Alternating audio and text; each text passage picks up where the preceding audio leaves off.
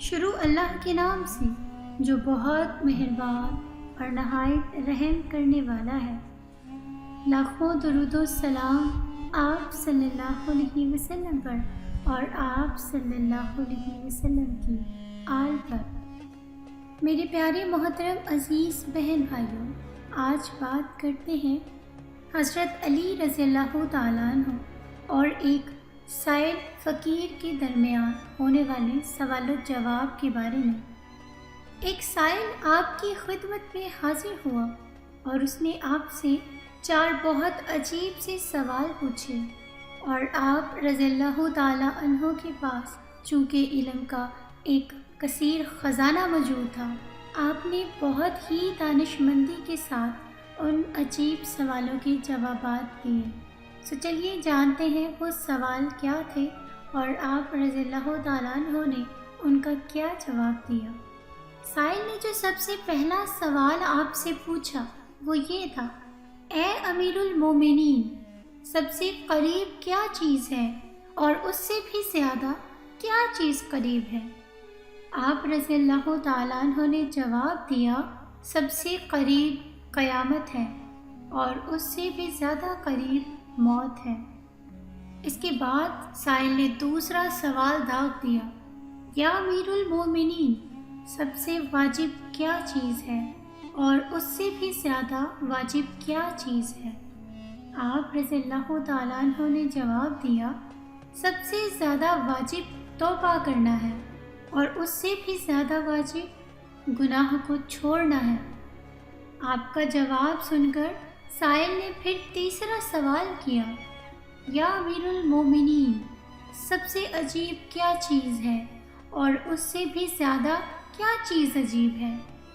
آپ رضی اللہ تعالیٰ عنہ نے جواب دیا، سب سے زیادہ عجیب دنیا ہے اور اس سے زیادہ عجیب دنیا کا طلبگار۔ آپ کے جوابات سن کر سائل کا مزید جواب طلب کرنے کا دل چاہا۔ اس نے پھر سوال کیا، یا امیر المومنین، سب سے مشکل کام کیا ہے اور اس سے بھی زیادہ مشکل کام کیا ہے؟ آپ رضی اللہ تعالیٰ عنہ نے سائل کا یہ سوال سن کر اسے جواب دیا کہ سب سے زیادہ مشکل کام ہے انسان کا قبر میں جانا، اور اس سے بھی زیادہ مشکل کام ہے قبر کے لیے توشہ لے جانا، یعنی نیک اعمال۔ یعنی قبر میں تو اس کا جو بھی ساز و سامان ہوگا جو اس کے کام آئے گا، جیسے کسی سفر کرنے والے کو سفر کا سامان ضروری ہوتا ہے، ویسے ہی قبر میں انسان کے لیے نیک اعمال ضروری ہوں گے۔ انہی نیک اعمال کی وجہ سے اس کی بخشش کا ذریعہ بنے گا۔ لوٹ آؤ اللہ کی طرف اس سے پہلے کہ لوٹ جاؤ اللہ کی طرف۔ خوش قسمت ہے وہ انسان جس کو وقت سے پہلے ہوش آ جائے اور سمجھ جائے کہ دنیا کی زندگی صرف ایک آزمائش ہے۔ جس کو اللہ ہدایت دے وہی راہ یاب ہے، اور جس کو گمراہ کرے تو ایسے ہی لوگوں کو نقصان اٹھانے والے کہا گیا ہے۔